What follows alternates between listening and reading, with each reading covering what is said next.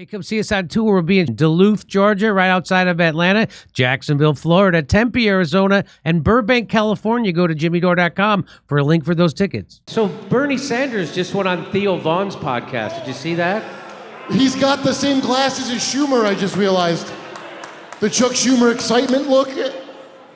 All right. you have to drag me into this every goddamn time. Every time we do something, you gotta drag me into it. All right, show the fucking clip.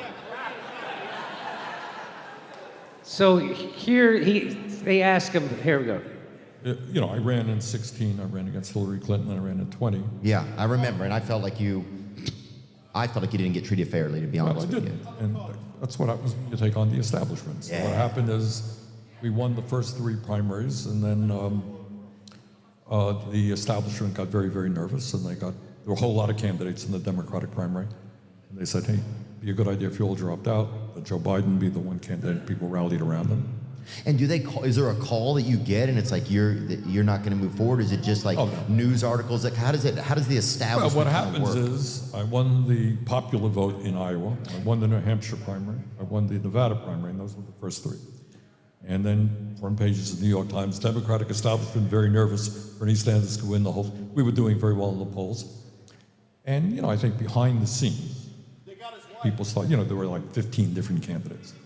And they were splitting up the vote, and that's how I was not necessarily getting over 50%, I was getting more than other people, so I was on the way to victory. And they said, look, Bernie shouldn't be the candidate for a variety of reasons, we don't want him the candidate, drop out. And then on one day, a lot of people wanted to, a lot of people dropped out.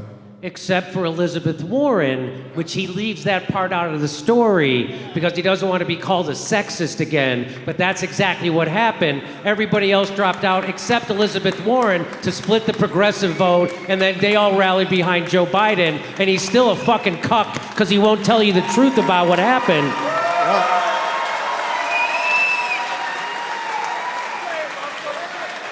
Jimmy, they have way worse stuff on me than that. And what did he do? He went on, and did he make those people who cheated him in 2016, in 2020, did he make them pay a price? Did he even extract any concessions from them for his endorsement? No, he didn't make them pay, he didn't call them out, he just endorsed them. That's what Bernie Sanders did, and that's why the country's in the place it is because motherfuckers who know better don't say anything, and they fall in line like good little boys.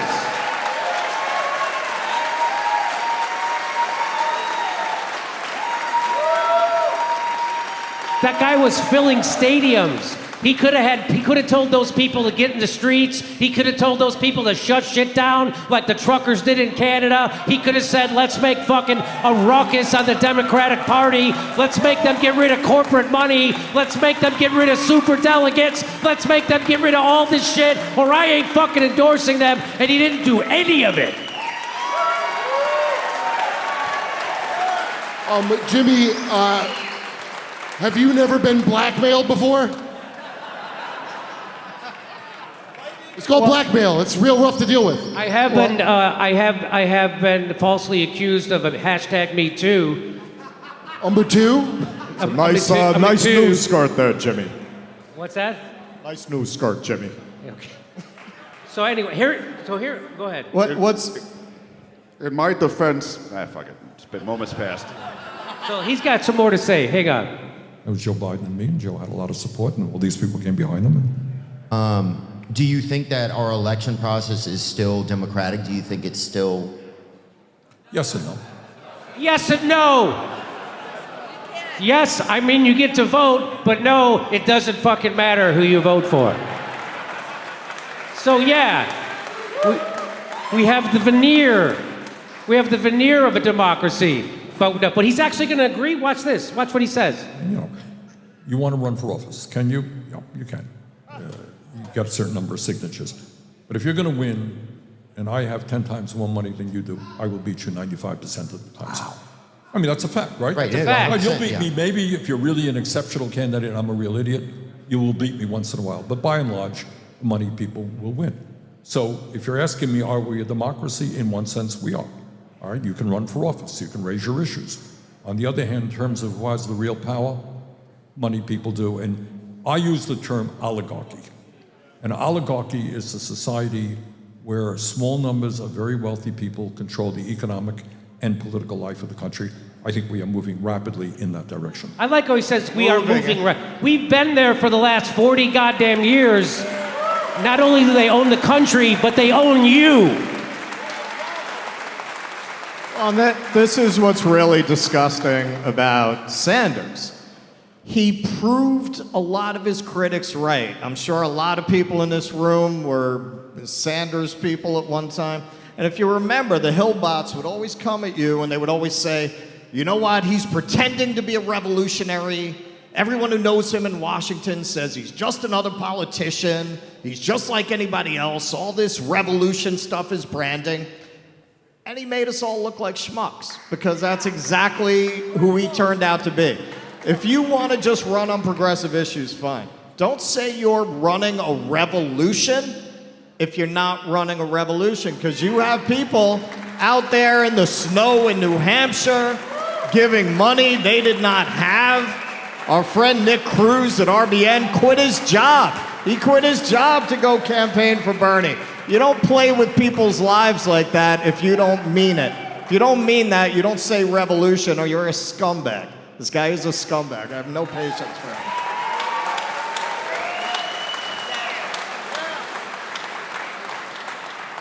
So watch what Theo Vaughn says back to that.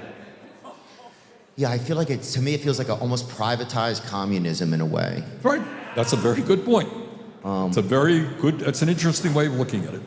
So he agrees with Theo that it's privatized communism, meaning a handful of people running the whole goddamn country for their own interests, and they don't care about the citizenry. And he says that's absolutely right. And what does he do about it? Fucking nothing. He endorses the private communism, and he says you gotta vote for Joe Biden and you gotta vote for the Democrats. Why? Because Donald Trump, a real estate game show host, might become president. So we gotta vote for fucking privatized communism. That's what he's actually saying. Jimmy, that's the That's best. what he supports. Wait, you don't want the best of both worlds? The best of all possibilities. Bernie Sanders turned out to be Colonel Sanders, just another old character actor with a memorable voice selling you junk food dressed as a plantation owner. I'm gonna ask you one more time. Try the new jalapeno dippos and the chipotle sauce. You know, after a long day of getting up and down off my knees servicing the establishment, I'm glad I have a Craftmatic bed. Primarily because it changes positions as often as I do, which is all the time now. Hey, so the mainstream media is unreliable and dishonest, and that's why you watch this show, right? How can you trust them when they never, ever told you the truth about Russiagate, Julian Assange, Ukraine, Syria? That's where our sponsor, Ground News, comes in. Ground News is an app and a website that gathers related articles from around the world in one place so you can compare the coverage, kind of like what we do at this show. So it shows you the different ways a story is being covered. Let's look closer at the coverage of President Trump's attempted assassination, for instance. Ground News gives me instant access to more than 700 articles reporting on it all over the world. See that? I hope you see that. With context on each publication's political bias. That's the important thing. Factually based on how subjective or objective their language is, and even who is funding those people. Comparing the coverage is absolutely fascinating to me. Left-leaning USA Today, are they?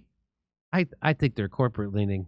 Corporate-leaning USA Today and corporate-leaning ABC News downplayed the shooting by writing that Trump was removed, that this is kind of amazing, was removed from the stage after loud noises startled him and rang out in the crowd. The Irish Times went as far as victim blaming, adding that the assassination attempt might even help him win the White House. Right-leaning outlets like the Daily Signal and New York Post were really quick to call out liberal media's biased coverage, reporting that their bias was on full display, because it was on full display. Unfortunately, moments like these can fuel the fires of misinformation, and very inaccurate narratives can spread like wildfire. The only way to combat this is to stay informed through really diverse news sources, something Ground News simplifies and excels at. I mean, they even created a blind spot feed to expose what the other side of the political spectrum isn't reporting on, freeing readers of any hidden agendas and political spins. With media bias just running crazy like it is, I can't recommend subscribing to Ground News enough to stay fully informed on topics with explosive headlines. Go to ground.news/JD. That's right, ground.news/JD with my link in the description and get 40% off their Vantage subscription, which will give you unlimited access to all their analysis features. Hey, come see us on tour. We'll be in Duluth, Georgia, right outside of Atlanta, Jacksonville, Florida, Tempe, Arizona, and Burbank, California. Go to jimmydore.com for a link for those tickets.